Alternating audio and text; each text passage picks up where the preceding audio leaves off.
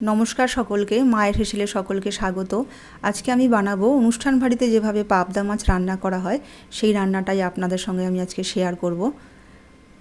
আমি তার জন্য এখানে নিয়েছি, দেখুন, 4টে পাবদা মাছ। ওর গ্রেভিটা দেখলেই বুঝতে পারছেন যে কতটা সুন্দর হয়েছে। আমি এখানে তার জন্য নিয়েছি পাবদা মাছ 4 টুকরো। আমি বাজার থেকে কিনে ভালো করে আমি ওপরের কানকোটা ফেলে দিয়ে তারপরে পেটের ময়লাটা ভালো করে পরিষ্কার করে আমি এখানে একটু নুন হলুদ মাখিয়ে নেব। একটু কাঁচা সর্ষের তেলও দিয়ে দেবো এতে। ভালো করে আমি নুন হলুদ মাখিয়ে 5 মিনিট মতন রেস্টে রেখে দেবো। আমার নুন হলুদটা মাখানো হয়ে গেছে।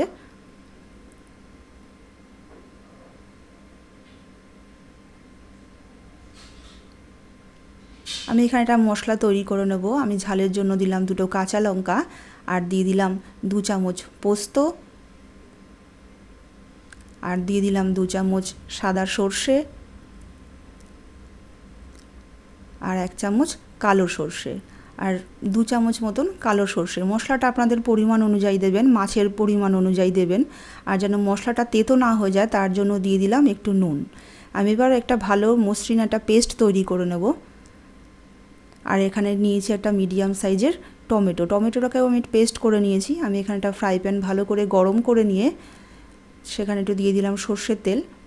তেলটা আমি একটু ভালো করে গরম করে নেব, গ্যাসটা বাড়িয়ে।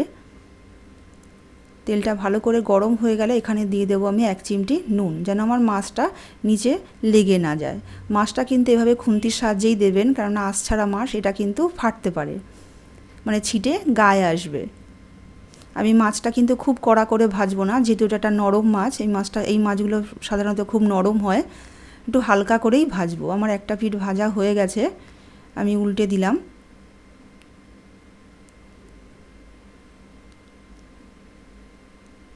আমার মাছটা পুরো ভাজা হয়ে গেছে, আমি তুলে নিলাম। আর বাকি মাছ দুটো আমি দিয়ে দেব।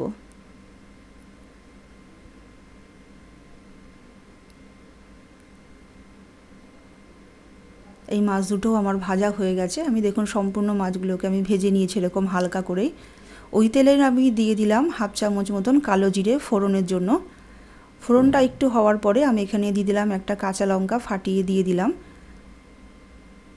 আর দিয়ে দিলাম কালারের জন্য 1/2 চামচ মতন হলুদ, আর দিয়ে দিলাম 1/2 চামচ কাশ্মীরি গুঁড়ো লঙ্কা। এই সময় কিন্তু গ্যাসটাকে একদমই বাড়ানো যাবে না, গ্যাসটাকে কিন্তু কমিয়েই রাখতে হবে। আর যে টমেটোটা পেস্ট করে রেখেছিলাম সেটাও এখানে দিয়ে দিলাম। গ্যাসটা একদম কমিয়েই আমি টমেটোটার সাথে ভালো করে টমেটোটা কষিয়ে নেব। যতক্ষণ আমার টমেটো থেকে এরকমভাবে তেলটা ছাড়তে থাকে তখন আমি বুঝবো টমেটোটা আমার কষানো হয়ে গেছে। টমেটোটা আমার কষানো হয়ে গেছে। আমি যে মশলাটা বেটে রেখেছিলাম মিক্সিতে, সেই মশলাটা আমি এবার দিয়ে দিলাম। সমস্ত মশলা দিয়ে এবার আমি ভালো করে কষিয়ে নেব 3-4 মিনিট ধরে। মিক্সি ধোয়ার বাটি জলটাও আমি এখানে দিয়ে দিলাম। গ্যাসটা কিন্তু বাড়ানো চলবে না, এইভাবে কিন্তু গ্যাসটাকে কমিয়েই একটু 3-4 মিনিট ধরে একটু মশলাটাকে কষিয়ে নিতে হবে, যতক্ষণ না মশলা থেকে তেল ছাড়তে শুরু করে।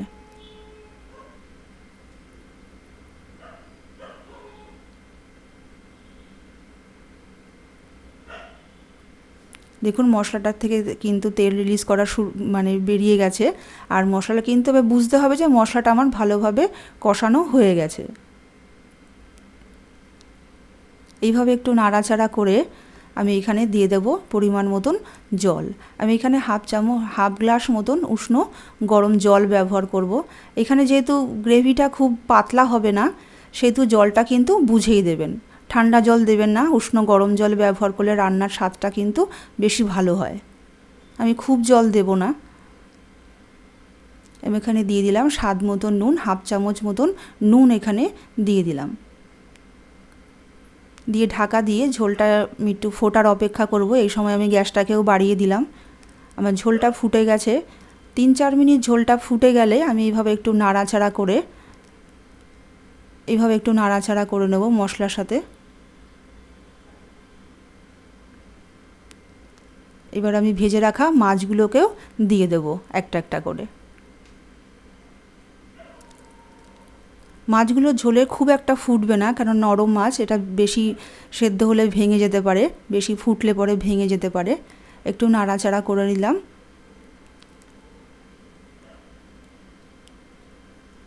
আমার মাছের একটা পিঠ কি সেদ্ধ হয়ে গেছে, আমি উল্টে দিলাম আর একটা পিঠ একটু সেদ্ধ হওয়ার জন্য।